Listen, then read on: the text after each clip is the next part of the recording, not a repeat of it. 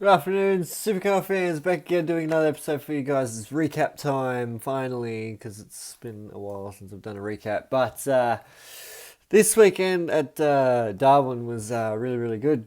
Nice and hot up there, 36 degrees on Saturday. It was marvelous stuff. So it was really, really good. For races 15 and 16, they turned it on really well this weekend. Obviously, there's crazy stuff that's going on. And we had a new champion, and we're all going to get to that very shortly. Um, as always, Darwin, blue skies, beautiful up there. Never rains. I don't think, no, it's never rained while the races have been on up there, I don't think. If it has, please let me know what year, because I'd like to see it. It'd be interesting looking at the Darwin race while it rained. That would have been interesting. But race 15, guys. My chair sucks. It was really good. It was awesome, actually. And I said in my video I did before, not video I did before, the Bathurst career mode video. I did that last night, and I said that, oh yeah, the Darwin recap's going to be done before then. No. That got done before Darwin, so there was a safety car. I totally forgot that Tim Slade went off the road, but we'll get to that in a second. So race 15, guys, it was good. Obviously, what's his face? Scott McLaughlin took pole, and it was on. And they seemed to enjoy the first lap or couple of laps. The drivers seemed to enjoy the first couple of laps here at Darwin. And as always, a few cars always go off at turn 3, turn 1, turn whatever. And it was just crazy. Like, there was heaps of cars that were just bumping into each other, and it was like you couldn't take your eyes off the TV. It was absolutely insane. And I couldn't keep up. Like, there was so many people running into each other. I tried to keep up, but I just couldn't. So I was like, screw it. Just in case if I miss any, I'll just delete them all. By lap 2, the first safety and only safety car of the weekend came out because Tim Slade ran off the road at turn 1, 2, 3, 4, 5, 6. He just went straight off the road. I don't know how or why he stopped, but yeah, unlucky for him.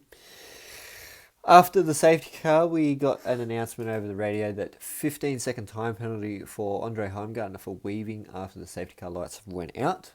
That's one of the rules I think is a bit weird. See, I don't know what it would be harming in the sense to, like, why can't you weave while it's after? I don't know why. Maybe it's just like an even playing field thing. So if you've got, say for instance, you've got extremely cold tires, right? And the safety car goes out, and everyone else behind you has warm tires, right? No, sorry. If I don't even know, I can't even explain it. I can't even explain it myself. But there's like a certain logic to it where it'd be an even playing field. So if you had warmish tires and everyone else had warmish tires, yeah, that'd be better. Oh, no. I don't know what's going on. If everyone had cold tires and didn't weave while the safety car lights were out, and you decided to weave, you'd have warm tires by the time green flags came out. That's the one I was trying to explain. I don't know why that was so hard. But yeah, more like an even playing field kind of thing, because if everyone has cold tires after the safety car, then, everyone's just got to suffer. Where if you're weaving after the safety car lights have gone out to warm your tires up, then yeah, that's brutal. I'm going to edit that part out too. And then after that, there wasn't really that much to talk about. Just everyone was pitting and going out and whatever else. It's only 42 laps, but McLaughlin ended up winning ahead of Chaz Mostert and David Reynolds. And I'll just talk about the results here. So Scott McLaughlin finishes first ahead of Chaz Mostert and David Reynolds. Cam Waters had a good run in fourth place. Jamie Whincup had a really good run as well in fifth.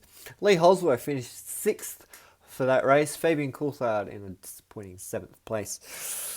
Shane Van Gisbergen gained 4 positions and finished 8th. James Courtney up 5 and finished 9th. And Scott Pye was probably my driver of the race for that one, gaining 7 positions and finishing 10th. Anton De Pasquale finished 11th after dropping 9 places. So did Will Davison, dropping 9 places and finishing 12th. Nick Percat 13th. Gary Jacobson had a really, really good run in 14th. Chris Pither, who is taking over Richie Stanaway's job for now, due to neck injuries and whatever else, gained 9 places and finished 15th. Andre Heimgardner down 7 spots in 16th. Mark Winterbottom in 17th. Todd Hazelwood didn't really do much. He just stayed in 18th the whole race. Simona Di Silvestro is still struggling to get some pace behind her, but managed to gain a few spots in 19th place. Jack Smith, the wildcard entry guy of the weekend, was a couple of laps down, but ended up finishing in 20th. Rick Kelly also in 21st. Macaulay Jones in 22nd. And here are your DNFs. You had Tim Slade, James Golding, and Jack LeBrock all having mechanical issues. So that was race 15, guys. I'm just going to jump straight to race 16, wherever 16 is. Where's 16? 16. Here we go. Oh, there was a couple of more races on after the Supercars. I didn't even know that. Oh, that's good. So race 16, guys, we had a great start, and Jamie Whincup dropped 13 positions off the start line.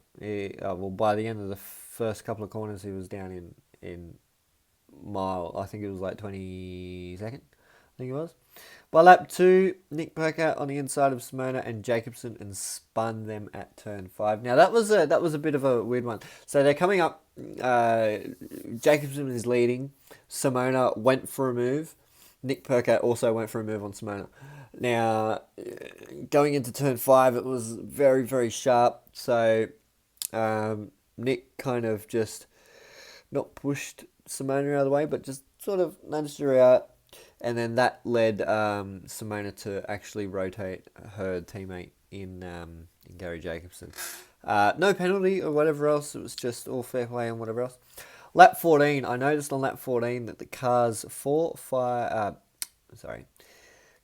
that were in 4, 5, 6, and 7th were all Tickford cars. And we had Waters, Holsworth, Davison, and Mostert. And at the start of lap 15, Waters came into the pit lane. I was trying to figure out what the hell that was then. But 4, 5, 6, and 7, those positions all leading by Tickford cars. That was quite cool to see, actually. It was really, really good. Lap 25, we had the critical lap, but most drivers had already pitted by then. And then nothing really happened after that.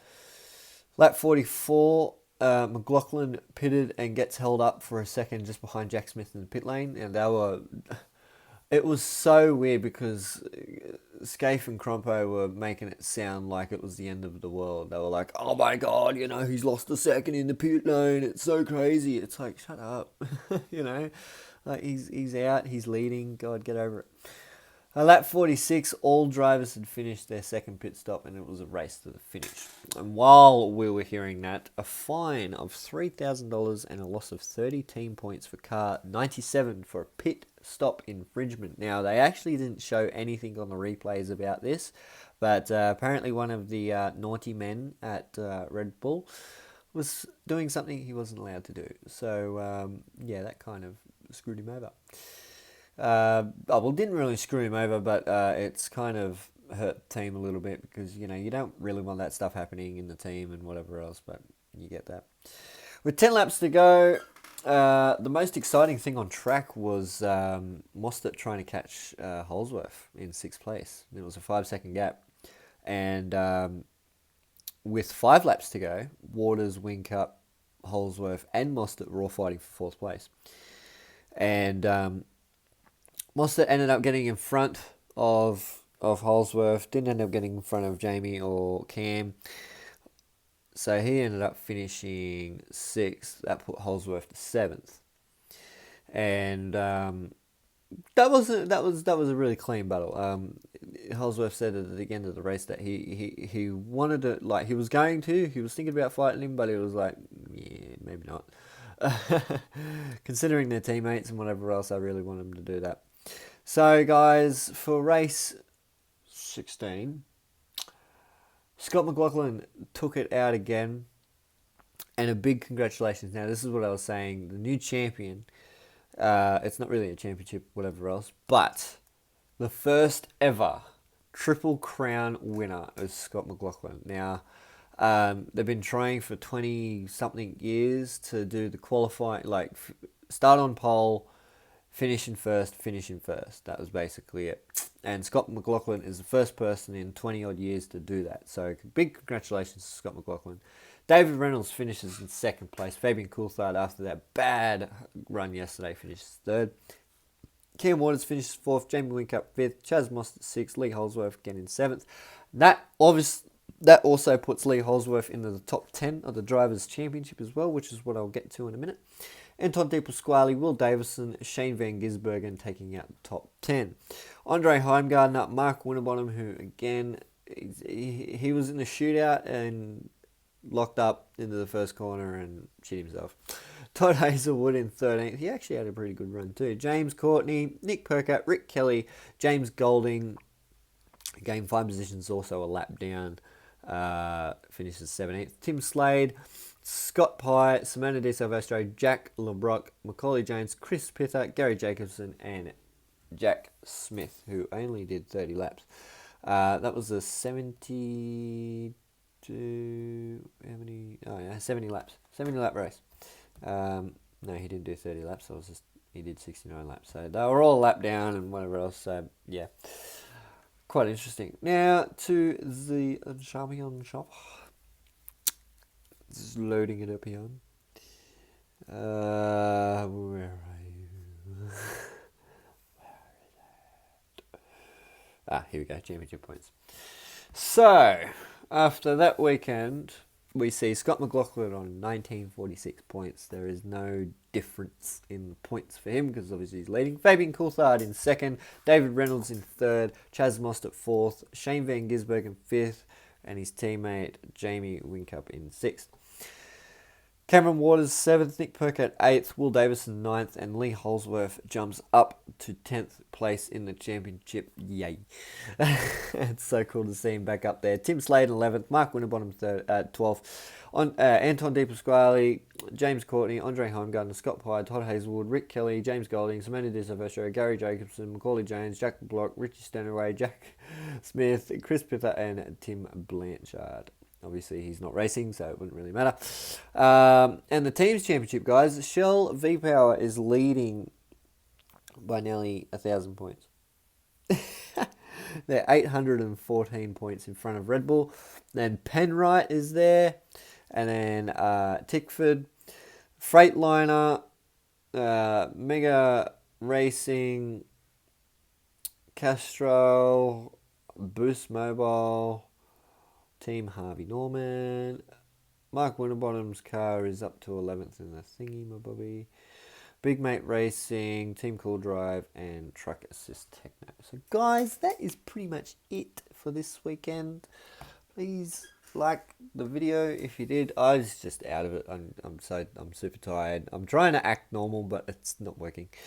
So yeah, guys, leave a comment down on your favorite part of the weekend if you ended up watching it. Townsville's next in a couple of weeks, so make sure you stick around for that. Obviously, you would have known after the Bathurst career mode that I'm taking poll now on what car you want to see me drive next year. Don't forget, it is a 2005 season, so if you don't know any cars 2005 season, just make sure you go back and have a look. More than happy to drive whatever car. I'd prefer to drive a Holden just because of the whole camera view and whatever else. It is quite annoying. And when I do get to drive in the Holden, you'll understand why. Another thing too, coming up very shortly after the career mode is done, I will be doing like kind of like one-off videos. I'll be doing a video where all the cars, not all the cars, but all the V8 Supercars in that game will do one flying lap around Bathurst, and then I'm going to convert that into a table and whatever else, and show you on who is the quickest or what is the quickest car to drive in that game. And it's just going to be default setup, so there's going to be no setups or anything. There's just going to be default setup. The only thing I'll probably change is the tires. That's pretty much it. But yeah, and that's looking pretty good too. So Surface Paradise is happening in the next few days. I might end up doing it today. I don't know, but I might upload it tomorrow, because I know that this will get uploaded today.